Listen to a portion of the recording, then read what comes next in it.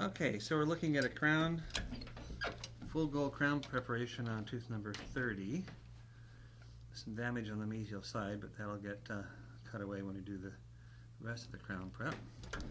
We're going to start with reduction at an angle to reduce the A contact on the occlusal surface. Use a cylindrical diamond with a flat end.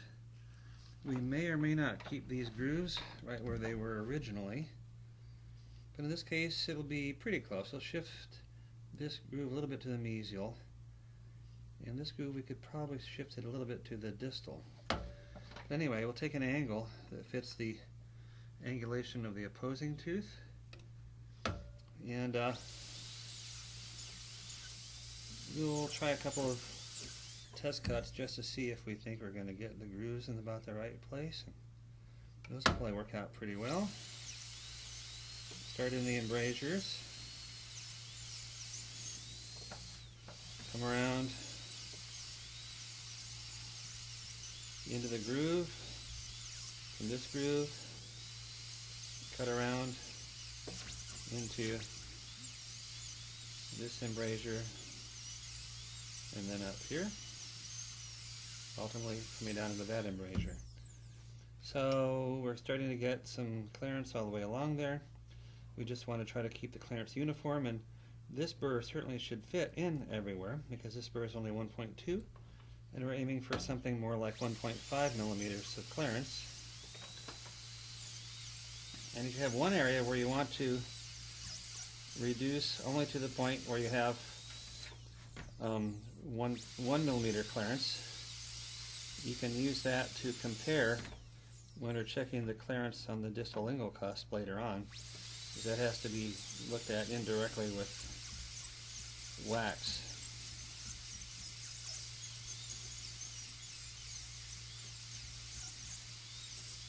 So from the groove to groove, make it nice and rounded. From embrasure to groove, make it nice and rounded. And the same thing here as far as we can.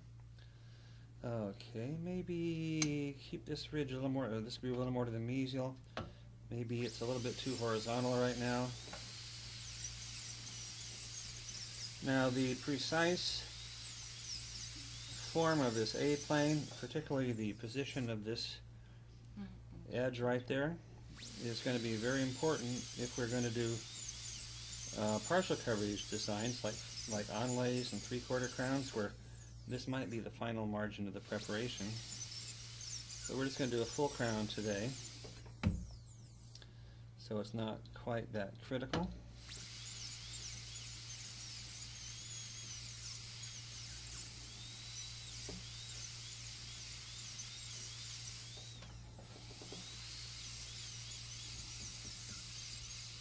It's not too bright on the screen, is it? No.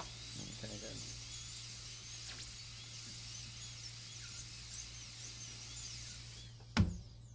Okay, so right now I'm going to make it a little bit more vertical here. I think the angle's pretty good over here. We got 1.2 or 3 here. We're getting pretty close, almost enough here, not quite enough over there.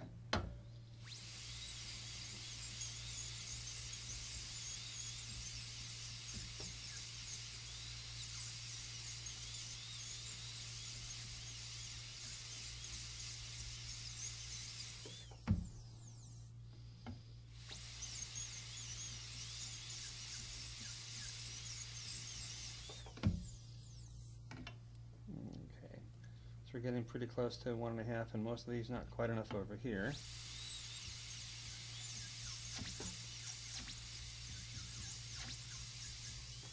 Well, we certainly at least want 1.2 or 3.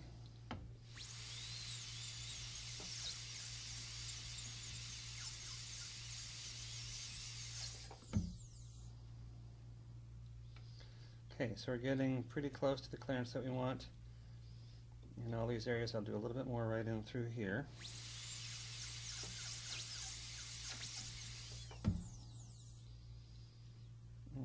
Okay.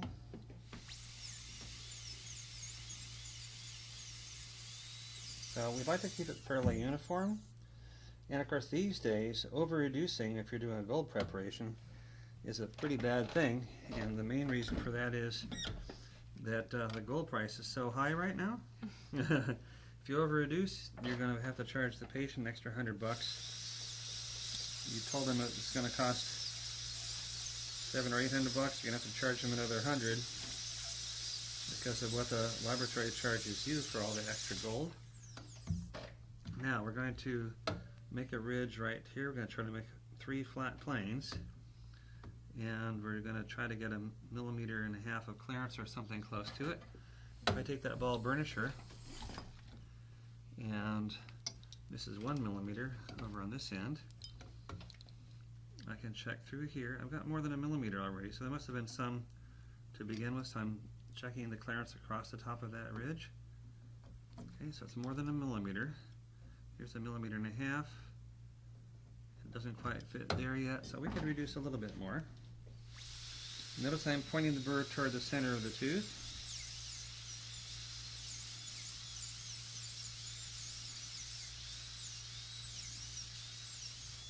I'm going to make, and I'm with the end of the burr, I'm cutting a little bit beyond the central groove into these inclines over here, because it's the bottom edge of the burr that's going to be where the central groove is. So this part reaches a little bit beyond the central groove at this stage of the preparation,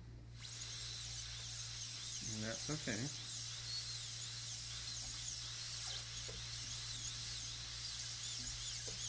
I'm going to make a ridge over here. I'm going to come down from the ridge and bring the end of the burr out the groove.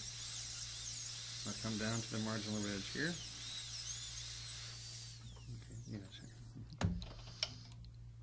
Okay, now I can look back in this direction and see how much clearance I have on the B reduction and in this area, and right now it's a little bit more than 1.5 millimeters right there, and then over here we determined it was getting pretty close to 1.5 millimeters. So we look in each of these directions to try to see, and I know there's a little bit of a shadow in there, so it's hard to see, but it's looking pretty close to me right now. Now this cusp is going to be an occlusion.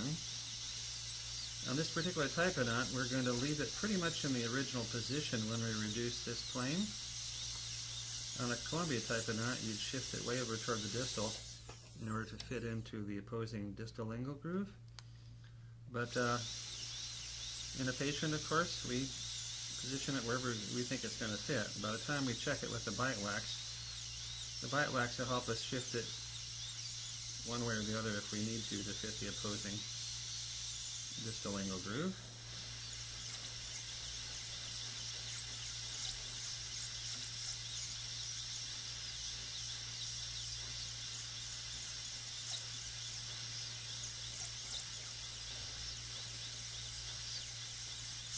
The mesiolingual crust we reduce.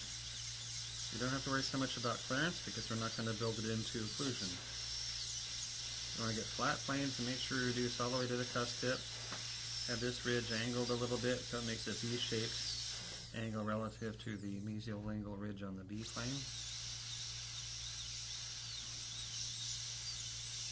Okay, the distal lingual cusp, ultimately we're going to check it with bite wax in order to see if we have the appropriate clearance. Sometimes we can get a pretty good idea looking through here.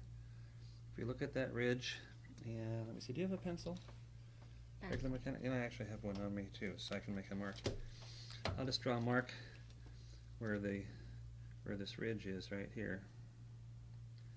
So that's the one that we're kind of concerned about. We want to look at it as we're closing the typodont and see where it fits.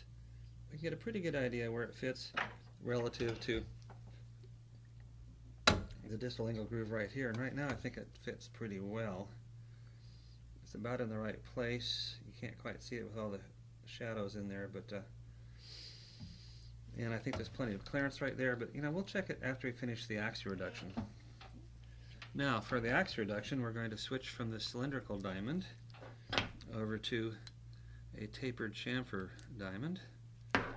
This is the 878K014, K meaning tapered. Now when we want to do the facial reduction, we're going to look down the arch like this, get a sense for where the axis is, lean the burr slightly toward the axis, and start cutting. Now I've cut a bunch already, and there's no chamfer margin at the bottom yet. Okay, so that means I haven't cut in enough. The end of the burr is still outside the surface of the tooth.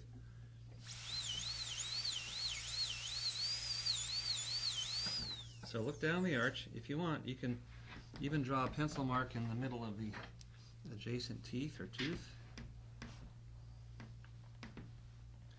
For PFMs, we often use the taper matching the middle third of the adjacent tooth. That's pretty close to the taper that we want. Once we select the taper, once we select the angle, you just cut at that angle until you get a chamfer at the bottom.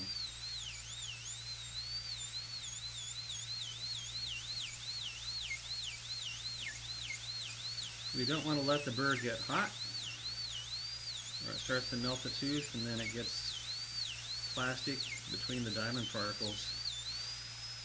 Notice the way at every point I keep the end of the burr at the margin.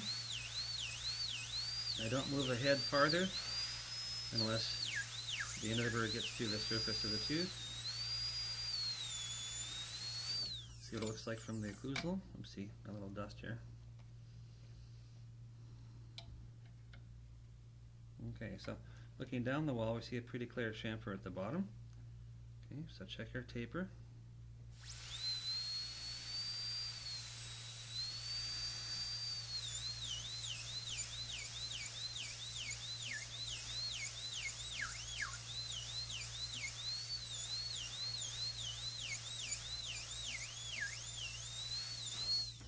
Now as we get around into the embrasures, we want to look along these walls,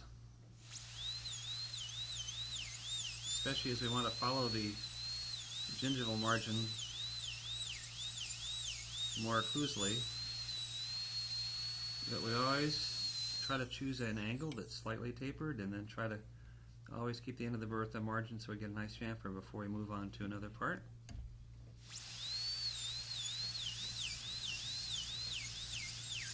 So I can come into the facial embrasure here. Notice there's already some damage on the adjacent tooth, which I didn't notice, but anyway. So I can come into the facial embrasure pretty comfortably about this far with this burr. You might want to choose a smaller burr to go any farther. Especially here, it's going to get pretty close to the adjacent tooth unless we use a burr that has a slightly different shape. The lingual reduction. We're going to look down the arch this way. Again, here's the axis. You're going to lean the burr slightly toward the axis.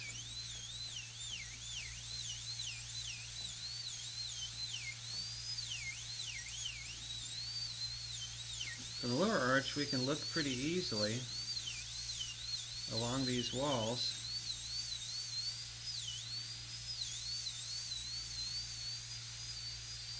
And of course, we should be able to see that the facial wall and the lingual wall converge. We can check it that way by transferring the angle of one over to the other. Or we can look down this way. If we see the facial, we should be able to see the lingual wall at the same time. So far that's working out all right. Now, there's only so far that we can come around to the distal with direct vision in this position. I can see along the lingual wall, but I can't see around the corner to the distal. Looking on this direction, I can't see into the embrasures. But if I come around this direction, now I can start to see around the corner into the embrasures. So use the same lingual taper here.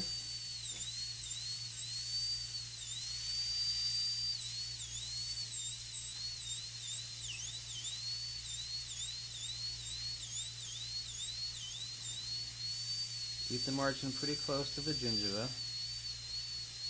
Again, the farther the margin is from the gingiva, the closer the burr is to the adjacent tooth. Now it's going to get pretty tight over here, isn't it? If I look this direction, unless I went subgingivally with this burr, I wouldn't really be able to get through this proximal contact area.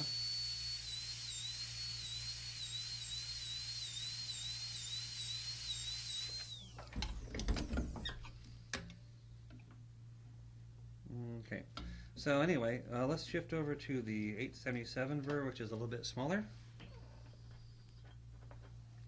Especially because it's not tapered. It still gives the same chamfer. From the lingual, we'll look across the arch, put a finger rest as close as we can to the tooth, get a little taper, lean the burr pretty much parallel to the adjacent tooth.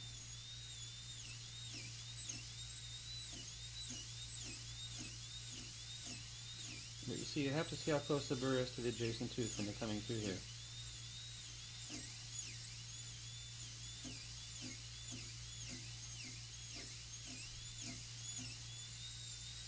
So that's it from the facial, and then we can, sorry, from the lingual view.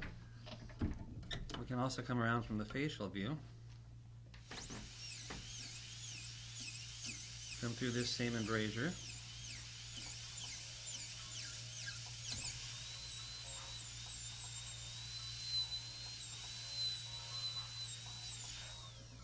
From the facial, we'll start to come into the embrasure here.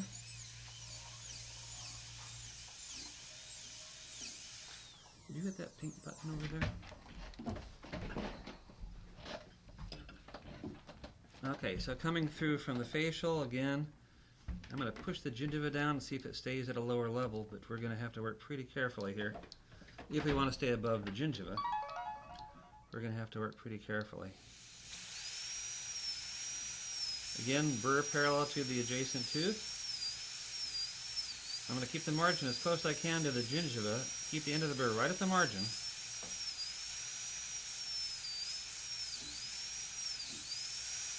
And that's about the best we're going to do to get through here.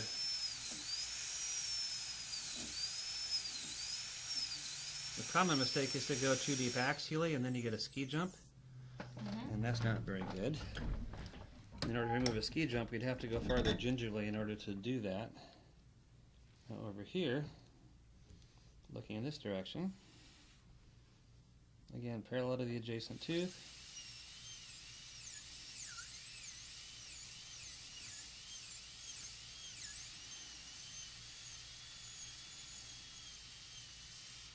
There we go. Now let's make sure everything's blending together all right. I know there's a mirror here somewhere. There we go. Okay, so yeah, we're going to just do a little bit more to make it uniform, but we're off to a pretty good start.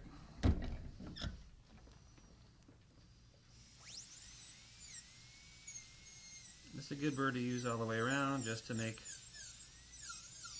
a well-defined uniform chamfer. There's a lot of taper on the lingual, on the mesial side, because we pretty much had to in order to stay away from the adjacent tooth there. Now, see the chamfer on the distal. Do you see the chamfer on the distal? Yep. So yeah, we measure the chamfer by looking, let me get the dust off the mirror again, by looking down the wall. And then if it's a flat wall, you look right down the wall and you see how it sticks out, the chamfer comes out underneath. If you take a ball burnisher and put it against the wall, when you're looking downward, you'll see that the horizontal distance in the margin to the axial wall is about half the burr. That's about 1/2 millimeter. So that's the ax reduction that we're looking for gold in these cases. Now the only other thing that we haven't done, well there are a couple things, but when we do the facial reduction, again we take an angle from the adjacent tooth, we can do that. Keep a nice uniform taper and chamfer through here. But also we're going to do a secondary plane at this angle. So like the same angle as the other teeth at the occlusal 1/3 level, we're going to do the secondary plane around the occlusal 1/3. So we have 2/3 at this angle, 1/3 at that angle, a plane up here. That's typically what we're going to be looking at. Now we're going to make a nice bevel along the lingual cusps. That bevel comes down to the marginal ridge. And the A-plane, which we did before we did the axial reduction on the proximal, we're going to complete it now around the corner at a 45-degree angle, and it's going to come down to the marginal ridge and join the C-plane, or sorry, join the bevel coming around from the lingual cusp. So we're going to make sure the A-plane joins the lingual bevel all the way across here like this, and then we're essentially done.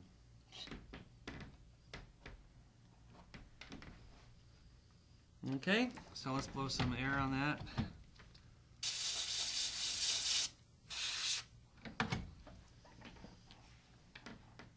So we're going to check draw. We'll look this way, make sure you see the mesial and distal walls at the same time. And we're also going to check this way and make sure you can see the facial and lingual walls at the same time. We don't want to see them too easily, but we want to see them, reasonably clearly. And that means they converge, which is what we're looking for. And you can look like this and see that there's convergence between these opposing walls, but you also want to check from the occlusal.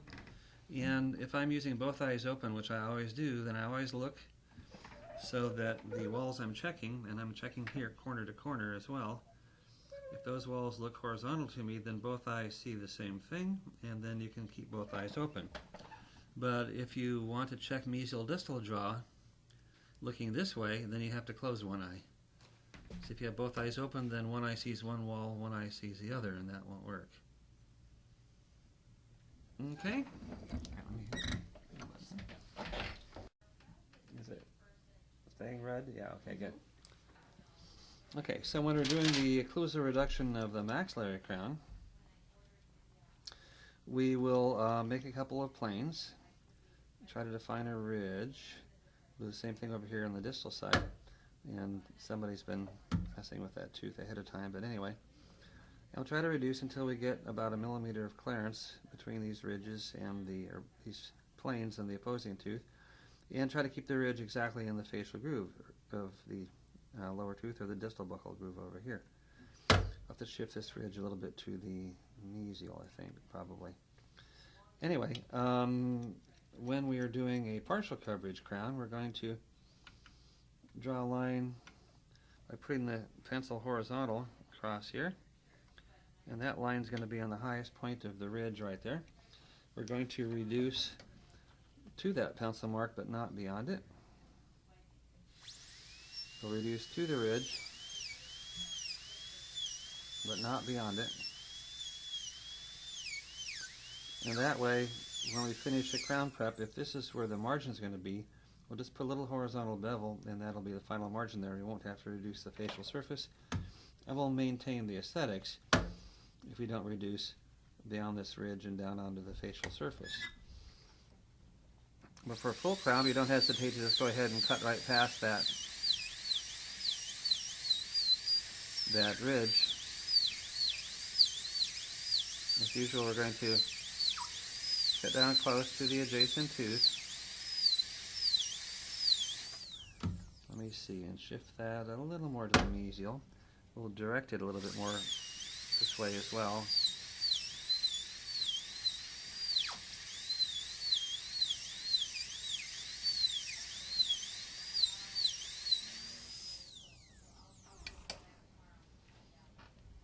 So now we have ridges and planes that match the opposing tooth pretty well. We'll bring the end of the burr out the groove.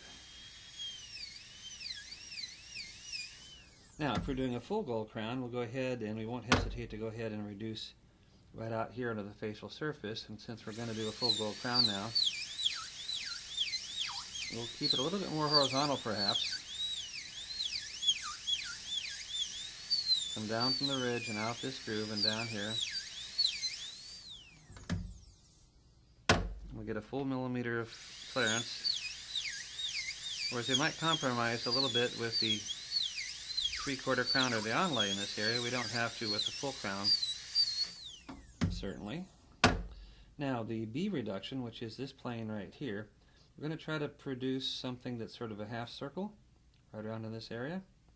The angulation is important, and it just turns out to be a lot easier to do if we look down the arch with direct vision. I'll blow a little bit of the dust off here.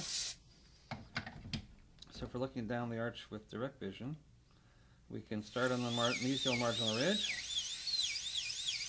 and reduce right down into that central groove that we defined with the A reduction,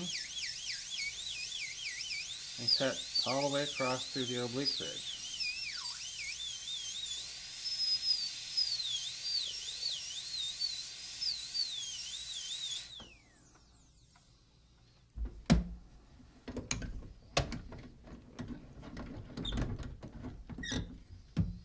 Yeah, poor guy. Okay, so we'll check the clearance there in a little bit, but now the other incline is the one that's the buccal incline of the distal angle, and we're going to start from this pit with the burr. I'm going to clean the, do you have a diamond cleaning Yes. stone? So we're going to clean the burr a little bit. Thank you.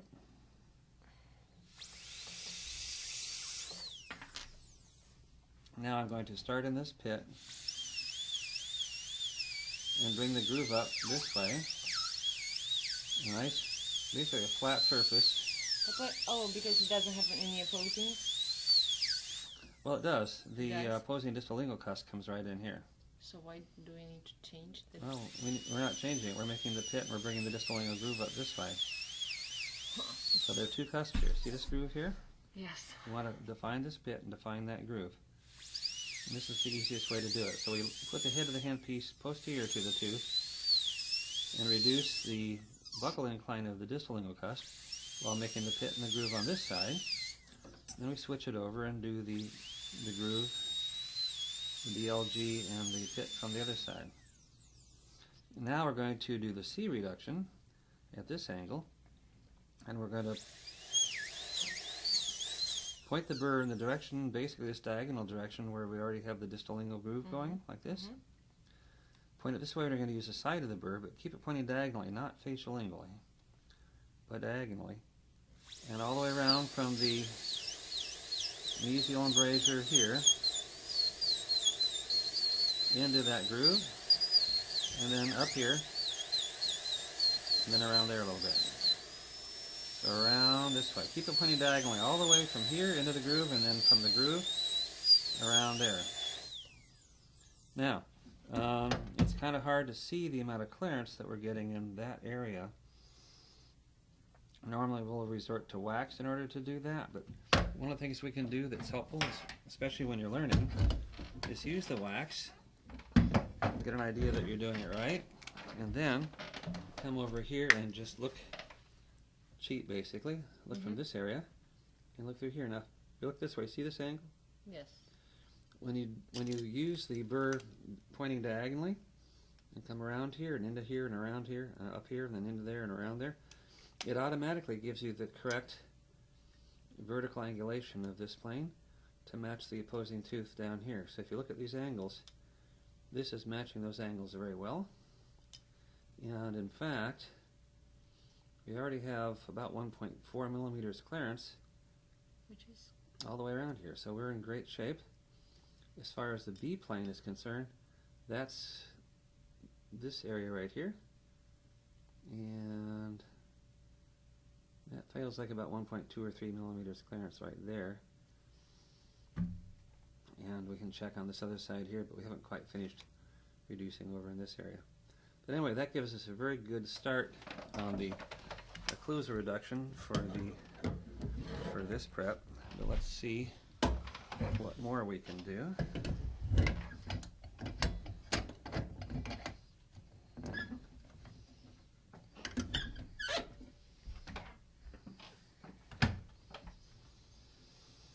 The only other thing we need to do is bring the C plane around this area. So it starts to come around into that occlusal embrasure there. We're going to blend this plane right here and this plane right here together around this corner. A lot of times there's not enough clearance right here because the lower tooth distal lingual cusp comes right up into this area. And so you have to be particularly careful about that. Okay. Now, that gave us a pretty good start. We're going to shift over and Use the 878K. And for this, we can look down the arch pretty easily. Now, if the patient's head is back too far, we raise our chair a little bit. But we can look right in, parallel to the lingual surface.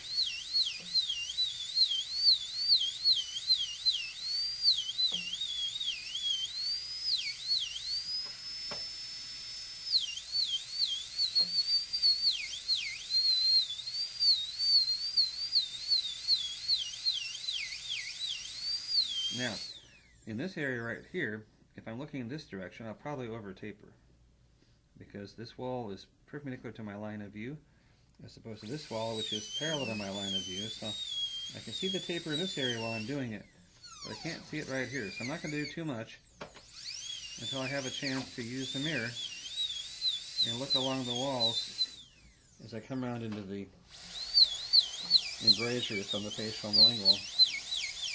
Same thing here, don't come around the corner too far until you have a chance to check your taper.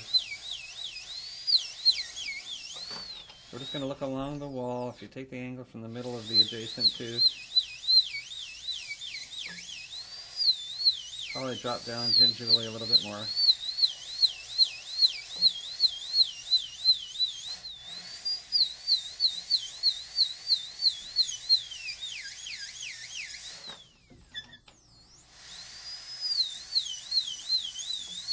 And in the patient, you're using your other hand to retract their cheeks. At the same time, you're helping to control your handpiece a little bit more. Okay, again, here's the angle we want.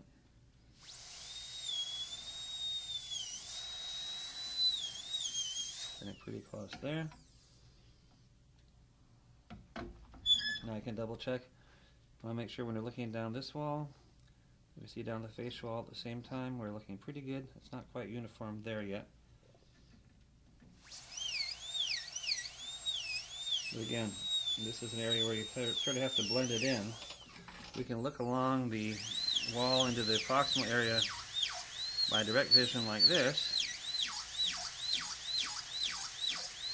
You don't expect to be able to do that very well from the lingual, however.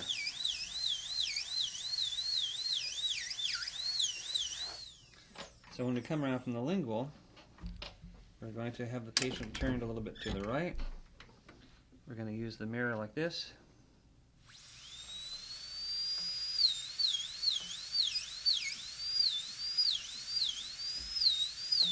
The light is the tricky thing in this particular case. Do I need to turn the light up a little bit for you? Should I turn the light up for the screen a little bit? No. Okay. Sometimes when it's in the mirror and it's a little bit darker. Okay.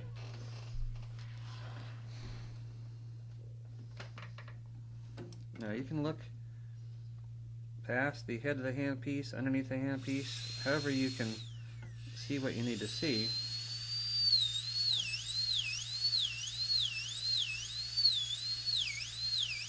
For the size of this general embrasure, we don't actually need to use the 877 here. There's a large one. I can do the rest from the facial.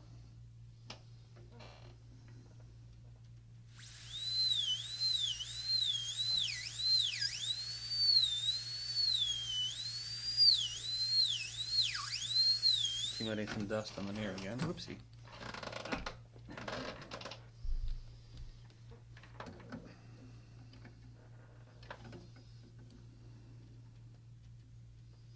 So as long as you're looking parallel to the contact, you can control the size of the chamfer, the gingival position of the margin, and how close you are to the adjacent tooth. I'll switch over to the 877 here. It's not there anymore.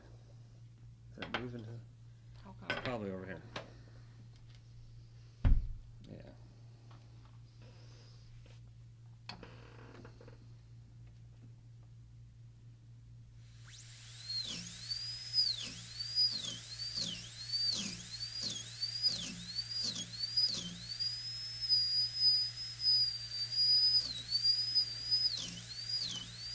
As long as we keep the burr parallel to the adjacent tooth, and into the bertha margin. Put the margin gingerly wherever you want it, and just cut facially until you come through. I'm trying to light down a little bit here now.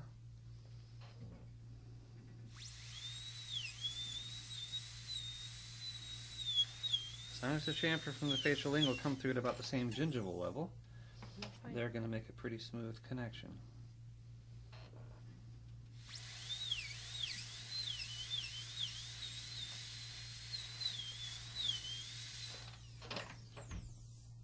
Okay, now in this one we're going to put a nice big facial bevel. Whoopsie. Should I do that yet? No, because I haven't done the secondary plane yet.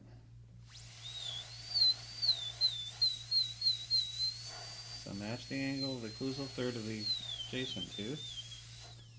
Make 2/3 like this angle, 1/3 like this angle. Then you can put the bevel on the lingual cusps. Over here you can see this is sticking out. It'd be hard to make this curvature with this prep. Clearly need a secondary plane here. Okay, so 2/3 like this, 1/3 like that, C plane like this. Now we're going to make the C plane come around the corner at a 45-degree angle, just like we did on the lower arch A plane. Come all the way down on the marginal ridge. Same thing on the distal side.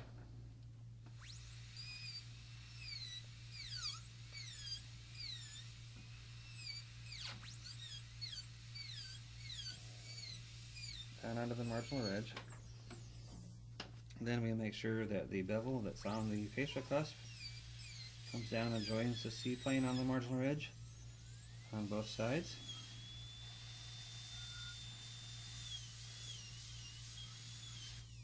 And we pretty much got it. We could do a little refinement here and there.